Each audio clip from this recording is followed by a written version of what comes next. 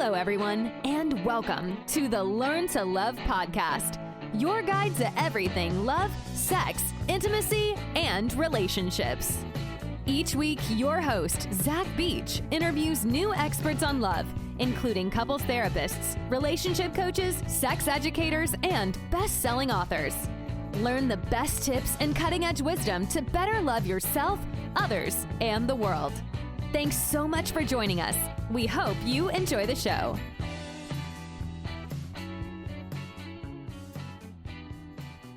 Welcome to the Learn to Love podcast, everyone. I am your host, Zach Beach, and I'm here with the incredible clinical psychologist and sex therapist, Dr. Nazanin Moali. Hello, Nazanin, and welcome to the show. I'm very excited to be here. Thank you for inviting me. Today, we are going to be talking about navigating desire discrepancies. And for those that don't know, Dr. Nazanin Moali is a licensed clinical psychologist and certified sex therapist. Her private practice is located in Los Angeles, and she specializes in working with couples and individuals struggling with issues of intimacy. She received her bachelor's from the University of California, San Diego, her master's degree in clinical psychology from Pepperdine University, and her Ph.D. in clinical psychology at Alliant International University. Dr. Moali has been hosting a weekly podcast called Sexology for almost 5 years, introducing the most intriguing findings in the psychology of sex and intimacy. How are you today, Dr. Moali? I'm doing well. What about yourself? I'm so well, and I'm so excited for our topic today on navigating desire discrepancies because it's so important and it's something so many couples struggle with. And I know when we talk about desire discrepancy, it normally references differences in sexual desire. But before we get into that, I want to talk about the conflict that so easily happens when two people just want different things in relationships. So one person wants a big house, the other one wants a small one wants 3 kids, one wants one wants the black couch, the other one wants the brown one. So I'm really curious how couples can best navigate their differences with greater ease. Well, Zach, you brought up such an important point because it's completely normal for couples to have different preferences in food, in colors, all of those wonderful things that you mentioned. I think that sometimes people think that if I want something different than my partner, I'm bad or they are bad or we're not compatible. But it's important to know that that's completely normal and work on communicating what it's important for you. Of course, we don't want to get into fight all the time, but what I see often happens that couples are not talking about what's important for them. They're not verbalizing their own preferences, and then the resentment builds up. And somehow for something random, they snap at their partner because there's been the accumulation of all of these little things that they've done that it wasn't what they wanted to do. And the partner had no clue. So when we're talking about our preferences with our partner, we'll let them know about what we want. And there are different ways that we can resolve and navigate these things, that we can talk about it. But again, starting with knowing that's okay and communicating with your partner. These are the main 2 things that I always tell people to keep in mind. So I'm really curious because I want to go into how we can best communicate those desires, because I'm imagining okay, someone listens to this podcast and they say, I need to tell my partner what I want. So they come home and they say, honey, you're a mess. You never clean the house and I need this place to be clean. And the other one's like, I've had a long day. I just want to relax. Right. And so easily, the things that we want do turn into attacks on the other one because we want our life to be a certain way. We want our house or our kids to be a certain way. And our partner wants a way that is different from that one. So when we do broach the subject, how can we do it so it doesn't turn into an attack and that we can empathize with where our partner is coming from? Well, one thing that's important is to kind of have this kind of routine time that you guys are talking about, household things that are kind of require some check-in. So it's not like in the middle of the kind of really tough work day, you're sharing that with your partner and maybe they're not ready to hear it. They say things and that can build up conflict. So having a designated place that you can talk about wants and desires, about things inside and outside the bedroom is very important. My invitation for people is to give a heads up to their partner if that's something that's important for them. If this is a recurrent issue that you're noticing, ask them that, honey, there is something I want to talk to you about it. It might take 10 minutes, 10, 15 minutes. When would be a good time? So you are asking them about their preferences. So when they will be open to hear you when the time is right, hopefully. I think that is important. The other part is to keep in mind that communication is purely skill.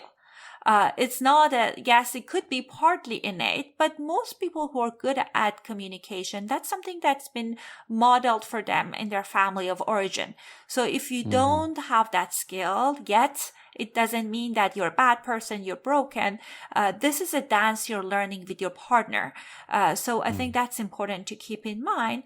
And always start with describing the situation in a very neutral way. You're not kind of like saying that you're doing this, you're not blaming that, saying that this is what I'm noticing. This is kind of the same way that if you wanted to say a neutral, like you're watching PBS News, they're talking about things in a neutral way, you're describing the situation and asking how they seeing it. So you're inviting them into this conversation. And at the end, you can say your preference that I would love it if we can do this. And think about it, at times you can negotiate things, but also there are things that your partner might not agree. And I think that's okay to keep that in mind as well. You don't need to agree with your partner on every single point, but you can build a plan that both of your needs are going to get met. Yeah, I love so many of those insights that you just brought in. First of all, that communication is a skill. It's something that we can learn and develop. And that's a huge impetus behind this podcast, is we are kind of told that love is something that naturally arises and happens when we find the right person. But when we do find the right person, we do find that there's conflict that naturally arises around like our desires and how we want things to be. And I even remember I was at a friend's house recently and we were having dinner and I was like, oh, that's a really nice cat statue that they had like on their mantle. And the wife was like, oh, I love that statue. And the husband was like, I hate that statue. And it was funny because it's like clearly like, there was still love and connection between them. And they both clearly had conversations about this little thing in their house. And that's the dance that you describe, right? This like back and forth, push and pull. I want this. I don't want this. And a lot of couples have come into your office, and I'm curious, John Gottman uses this term, there's the masters and there's the disasters. And I'm wondering, what are the couples that do the dance really well doing? And what are the couples that aren't doing this dance doing so much that they end up in crisis in the therapist's office? Such a great point. I know the couples that they're successful in communicating with their partner is that they see the issue as an issue, right? That this is like, if the issue is that you're not putting your clothing in the kind of like washer room, or you're not putting it on the basket, you're not bad, you're not a horrible person. This task is not getting done.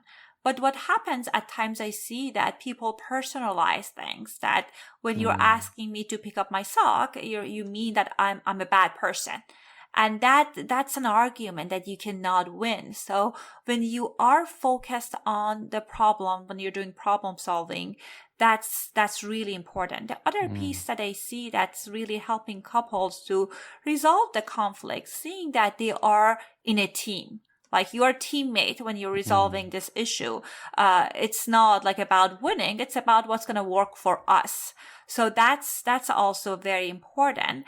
The other piece that at times I see that's really helpful for people that are in a happy long-term relationship is when they are verbalizing when things are not working for them.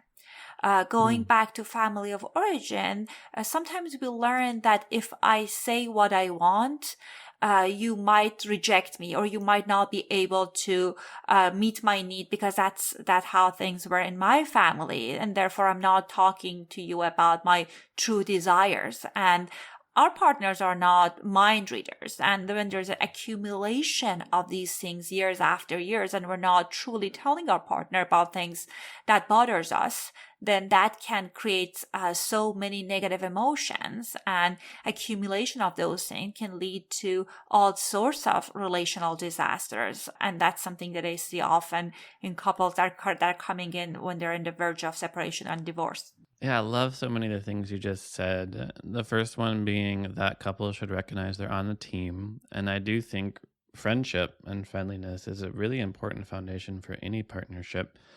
And then I love the frame that you just mentioned around shifting from thinking this is like me versus you to this is us versus the problem, or this is us versus the issue. And it's absolutely true that I do think successful couples deal with problems as they come up, rather than let them build up over time and over time and over time until it just explodes in the future. And when we talk about this discrepancy of desire, I'm thinking about one of the most fundamental conflicts, I'll say, in relationships around the relationship we have with ourselves and the desires we have for ourselves and the things we desire for our relationship, which often kind of run contrary to each other. When I think about desire discrepancies, I think about maybe one person really values their independence and alone time, and the other one really values connection. I even remember I was talking to a friend about the beginning of the relationship with the person who is now my fiance. And I was like, yeah, we met and then we spent every day together for the next 6 months. And that's when you know, right? And my friend was like, that sounds terrible. I was like, what? You don't want to spend all day, every day with the person that you love? And they're like, absolutely not, right? So some people, do want to spend all day, every day with their partner. Some people really value their alone time. So there is this balance of meeting our own needs that we need for ourselves and also giving ourselves to the relationship. And how do we, again, navigate that difference of desire between like connection, togetherness, quality time, and separateness, aloneness, independence to pursue our own passions? I thought you brought up such a great example, Zach, with you and your fiance and what you want. And it reminded me and my husband. So I moved here. I was talking to you earlier that I'm originally Iranian. I moved here when I was 17 alone, and I lived another decade of my life alone. So when I married my husband, which I love him, and we're together for 10 years now, but I definitely, for me, the norm was to have a lot of alone time. It doesn't mean like I didn't love him or I don't love him, but my need for independence was a big part of who I am and who I was. I think when it comes to this, I think it's really important to, first of all, know yourself, and knowing that, okay, I'm a person that needs my alone time and togetherness, and communicating that with your partner in a loving way. When I'm doing things, when I'm doing like going on my own hikes or I'm going to my own workshops, it doesn't mean like I don't love my husband. I don't desire to be with anyone else, but it's filling my own cup. And sharing that with my partner has been very helpful. And I encourage people to, first of all, honor their true self. Because when we are in a relationship, at times, especially early on, we feel this obligation that, okay, I'll do whatever my partner want to do. And that is the price of admission. If I share with them that I want some alone time, or this is something I want to do alone, that might hurt them. But again, it's all about how you're presenting that. And the other piece is too much togetherness can kill desire. I've seen it a lot that people are together, even post-retirement. The couple's been working all their lives and now together all the time. It creates lots of togetherness. At times, it kills this passion. and desire for wanting our partner and want to be kind of like discover them. So it's important to create a good balance between you and your partner and having ongoing conversation about it. And in different chapters of our lives, these desire to be together and separate can change. Sometimes we need more alone time, and sometimes we need more togetherness. And if you are the partner that you want to be with your partner, and there's nothing wrong with that, it's important to, if your partner at times are not available, create the tribe of people that will help you to meet that need of togetherness. In the past, we had the entire village and like tribe of people like meeting different needs. And right now we're putting this expectation that our partner are our best friend, lover, accountant, confidant, and that's not reasonable. So I encourage people for all of us to build our own support system so we don't project all of our need to our partner. That's such an important insight. What I'm really gathering from you is that it's not necessarily like what you do, but how you do it. We could have a need for a long time because we want to escape from the relationship, or because we're filling up our own cup. And we can even say like, hey, I need tomorrow to myself so I can be the best partner I can for you like the rest of the week. Right. And then there isn't that sense of abandonment or fear around like losing the other person. So you mentioned that too much togetherness can kill desire, and I want to go deeper into that because when we talk about desire discrepancy, maybe we think one person wants a little bit and one person wants a lot, but sometimes one person wants nothing. They have no desire at all, and this can really happen in the bedroom where one person doesn't feel attraction and passion for their partner anymore as time has gone on. So you mentioned too much togetherness is like one factor, and I'm wondering what are some other factors that can contribute to really low or even non-existent desire? Sure. One other important thing is quality of your relationship outside the bedroom. If we are bickering with our partner, if we have unresolved issues, especially I know for many of my female clients that if I'm not feeling connected with you, I don't want to be intimate. Sometimes people think that our sex life happens in vacuum, but if we're not connected with our partner, if we have unresolved issue, that can impact the kind of quality of our intimate life. Similar to that, if there's an issue with trust, if there has been a history of infidelity and we haven't worked through it, many couples experience betrayal, infidelity, and they will be able to work through it. Some people get stronger after that, but sometimes people kind of gloss over it because it's very painful. And if I cannot trust my partner and I haven't worked through the issue, that can impact my desire for them and their desire. The other piece is kind of this changes in our life stages.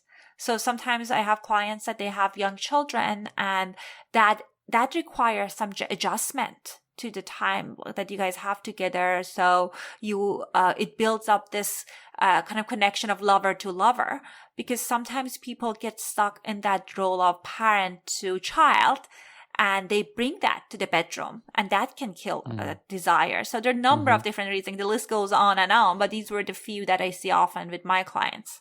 Yeah, that's such an important insight, because I think a lot of people think that if they're not having sex, that the relationship is in trouble. Like, we haven't had sex in 2 weeks. We better make it happen to like make sure there's intimacy here. But really, as you mentioned, it's quite the opposite, that oftentimes if the relationship is in trouble, you're probably not going to be having sex because you're not feeling that connection and intimacy that's going to connect you two physically. Recently, you had a really wonderful blog post on overcoming sexual boredom. And in it, you discussed the common misperception that we get bored because we are tired of the same thing happening again and again in the bedroom. We fall into routine, we fall into rut. But you're actually right that sexual boredom does not come from a lack of novelty. And I was wondering if you could tell our listeners a little bit more about that. And how do you define sexual boredom? And how can we overcome it? Well, it's for a number of different reasons people might experience sexual boredom. So one would be kind of doing the same routine, but at times that's what people kind of like label the sexual boredom. But sometimes it's about this yearning of wanting to have the passion and excitement that you had with your partner early on. And you want something different in the bedroom.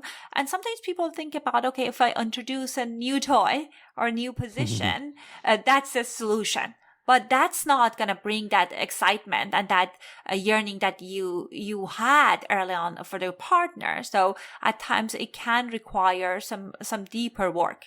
It's really interesting, the studies into like people's perception of sexual frequency, because there's this like pervading notion that everyone else is having way better sex than we are. And I was thinking about this because I was recently on another podcast and we were talking about premature ejaculation. And I'm like, as a sex educator, I have to tell you that from a scientific perspective, premature ejaculation is 30 seconds or less. Right. And a lot of people think that they have some idea that they have some total mastery of their bodies. And in the same way, I think people in the dating scene assume hookups are having way more frequently than they actually are. And in Keeping Up with the Joneses, we often think that other married couples are having way more sex than they actually are.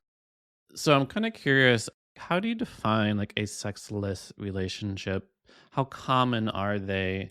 And as sexual frequency drops in relationship, when does it actually become a red flag versus this is just normal? We have kids and we have one person's in grad school and we have other responsibilities, and now we're only having it twice a week rather than every day out of the week like we did when we were young and active and a little bit more energetic. So what kind of frequency are we looking for is healthy, is quote unquote normal, and when does it become a problem?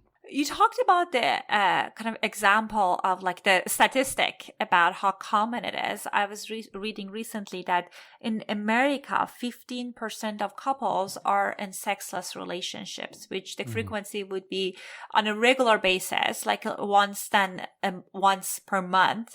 And always people ask about how frequent a couple need to have sex. And it's not about frequency as me and it's about the quality of the experiences you're having with your partner. Because as we were talking about, if you're having the sex that it's boring and not satisfying and you're completely checked out, you might even prefer to masturbate because that would be more fulfilling for you.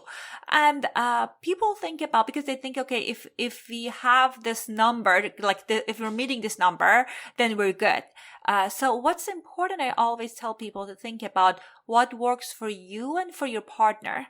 And that's the key. So based on my experience with my clients, that the kind of quality is much better than quantity, because if you have good experiences, mind-blowing experiences, that tend to add money to the relationship bank versus you're having kind of sexual experiences that are below average and it's not satisfying. And people can arrive to the sexless relationship for a number of different reasons. And, when we're talking about excitement and passion early in the relationship, that yes, as far as the kind of even neurobiology of our brain, then when we are meeting someone, then we get all of sorts of feel good neurotransmitters. And then as we're in the relationship longer, then those passion can fade.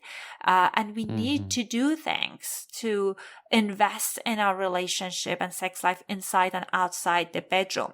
So there are a number of different things, even with a person, that can happen, that can change their level of desire. People at times think about, okay, if I have a low desire, there's something wrong with my relationship. But oftentimes factor our kind of hormones, our sleep, our stress level, medication, substance use, all of those things can also impact how much we want to have sex. So I think when we're thinking about desire, it's important to think about it different parts. So one is your own kind of biological and psychological health. part of it is the relational factor we're talking about. The other part is kind of like psychological factor related to our belief about sex and sexuality and the template we have around these things. Yeah, it is so true that many things can contribute to sex decreasing in a relationship. And let me tell you, if I can count so many people who were prescribed some medication, maybe by their therapist, like an antidepressant, or maybe by their doctor, and were not told how it affects their sexual desire. And they think that something's wrong with them because they don't draw that correlation between the medication that they have started. So you mentioned we want to not look at the stats, not look at some objective perfection of what a sex life should be, but think about what works for me and my partner. And when we talk about mismatched sexual desires, something that comes up a lot is frequency. And one partner might want to have sex every day, maybe multiple times a day, and the other one's perfectly fine with having it once a month. And oftentimes when this happens, it becomes a source of conflict. One partner feels like they're constantly pushing and being rejected by the other person, while that person often feels pressured and judged, that there's something wrong with what it is that they want.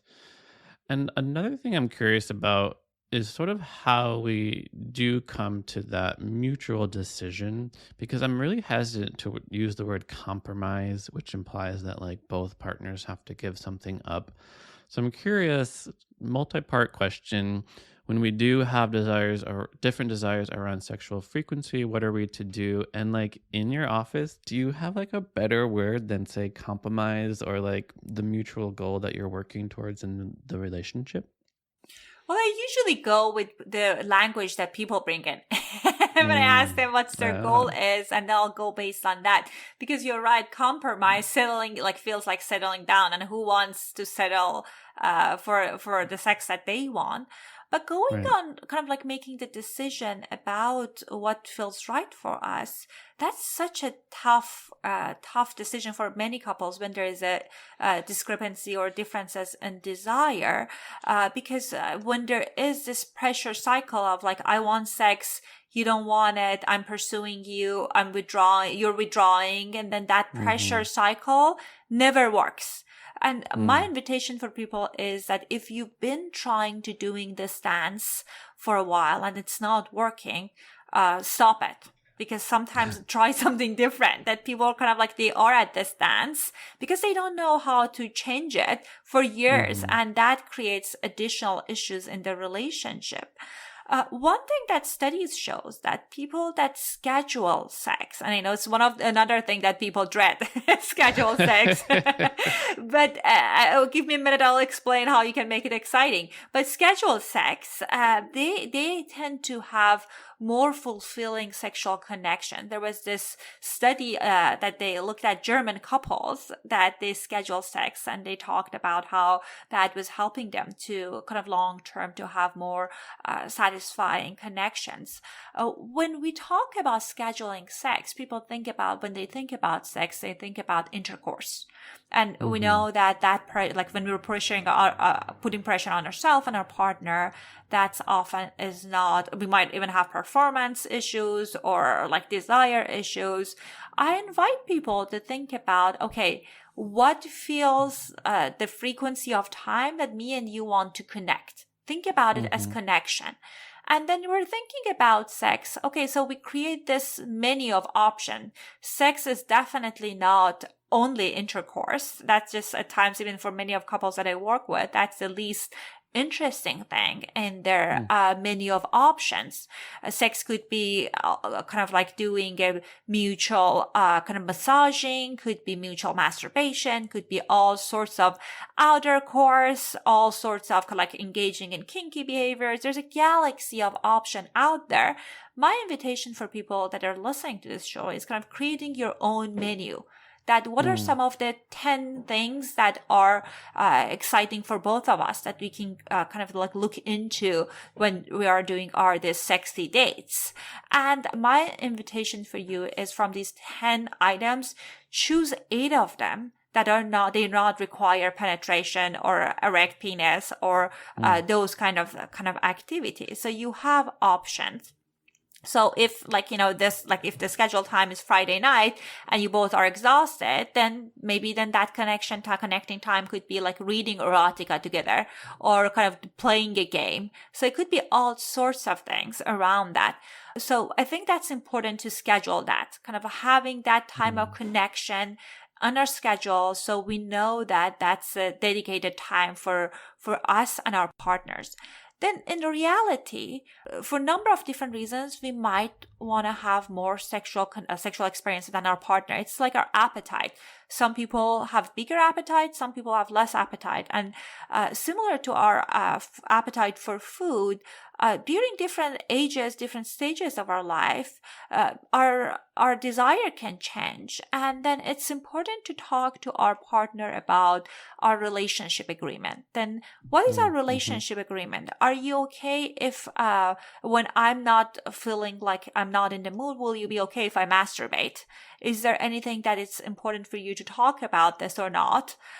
Some people kind of think about, okay, masturbation is okay. Some people kind of think about, I don't want you to watch porn. Whatever that feels comfortable, we're talking about that with our partner. And sometimes people say, I don't want you to, I'm not comfortable for you to masturbate. Then we're talking about what is the other option. So I have couples that they kind of engage in some kind of a sexual play with their partner, or they are part of their kind of like this self-pleasuring experience with the partner. But I think it's important to know that that's completely normal to have different appetite, and B, think about what is the negotiation that we're doing here? What can we do to make sure that we and our partner both have healthy sexual experiences and also desiring where we are at this time? I love that idea of a sexual menu that you just mentioned, because I'm also imagining, like, you know how you have like the fries and the Coke, that like the combo meal, you know, so you're like, so you're like, so honey, which is like number one or number three. So you mentioned having relationship agreements because, if our partner isn't like up for something, there are other routes, right? We can masturbate, we can pleasure ourselves. Maybe we have a certain level of permission to look at porn and fulfill ourselves in that way. And I wanted to bring this to the context of open relationships and perhaps even polyamory, because a lot of folks in polyamorous communities also don't like that kind of push-pull, pursue and withdrawal of relationships, or even think that one person should fulfill all your sexual, romantic, and intimate needs in the relationship. And you see it a lot in kink communities too, where, you know, you have a married partnership. Both partners are very, very happy with each other, but one is into bondage, is into S&M play, and the other one is not. And they do come up with a sort of relationship agreement that allows one person to, say, play with other people. That being said, there are many couples who are on the way to getting divorced and breaking up, and exploring things with other people is one step on the way to separating. So, curious your opinion on the right time, the wrong time to bring other people to basically fill in the gaps that exist in the current relationship. Well, I agree with you that can be a good option at times. I had clients in my practice that they navigated consensual non-monogamy for years, and it only strengthened their relationship. But it's definitely not an option for everyone. It's not a right fit for every single person for a number of different reasons. At times, people kind of open up the door to this non-monogamy because they are avoiding conflict. There are things going on in our relationship we haven't talked about it. It's easier for us to kind of go outside the relationship. The other piece is at times that's not the case for everyone in an open relationship. Again, many, many couples that I work with, they have good experiences in their relationship with their partner, but sometimes people use this as a regulate the emotional connection. Sometimes we're not comfortable being emotionally comfortable, kind of being with someone kind of intimate, then we are transferring that energy to other places. But as far as when it's good is when we have a solid partnership with our partner, kind of thinking about we are good together, but these are unmet needs that we explored these parts of our sexuality. And one partner, as you said, like I see it a lot in kink community, that I want this particular sexual behavior, and the other partner is not interested. It's not that is bad or the person is bad. It's not something that's very exciting for them, or they want it in the frequency they want. And then people create disagreement to go outside the relationship to fulfill that need. Or sometimes people want kind of like lots of emotional connection. And I think there's nothing wrong with wanting to have multiple sources of love. And that can actually energize a relationship, because the partner does not feel that they need to meet all of their partner's need. And that strength and that could be primary relationship. Being said that, there of course are not all that have hierarchy, but I think what's important is to think about that whether you and your partner are agreeing to this. This is something that's been discussed ahead of time.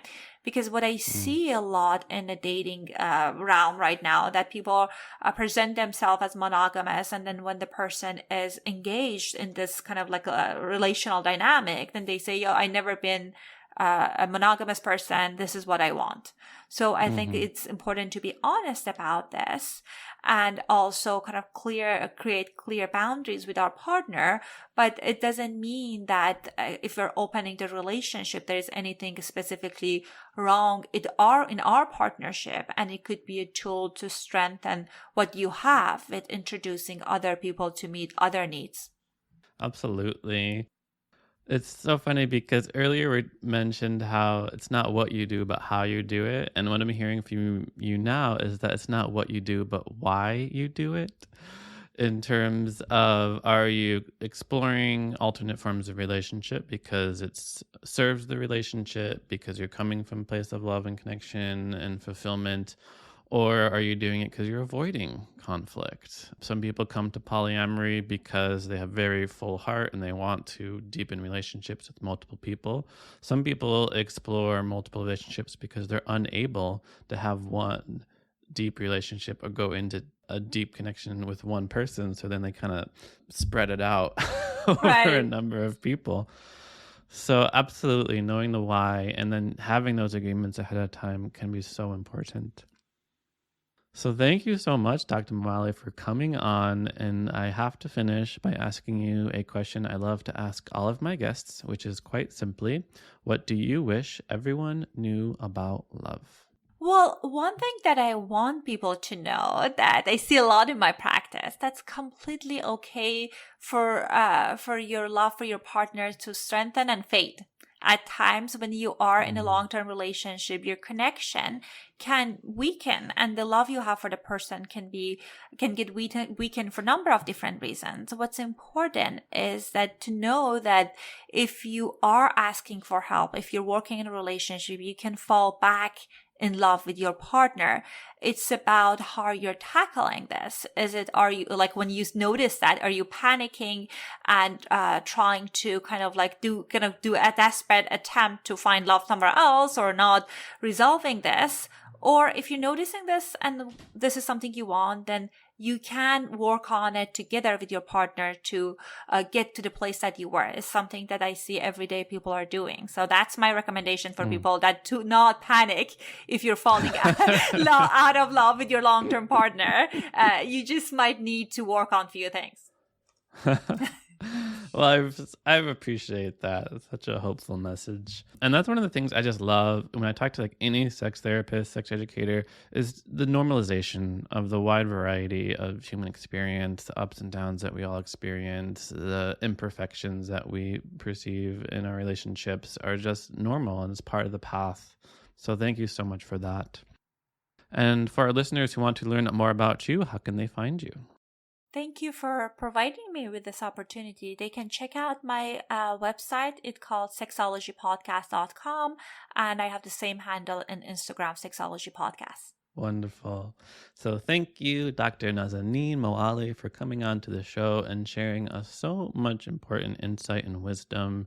And thank you, listeners, for listening to the show. We hope you remember all the valuable lessons from today, including one, that communication is a skill, that successful couples work with problems as they come up rather than let them fester and let resentment build.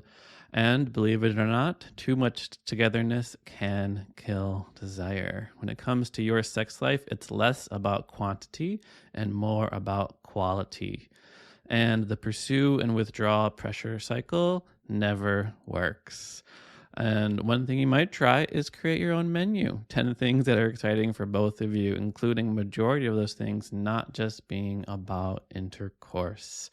And if you're in a long-term relationship, you feel your love begin to ebb, then don't worry, it's all part of the practice. Every relationship goes through ups and downs. You can continue to build your lifelong relationship together.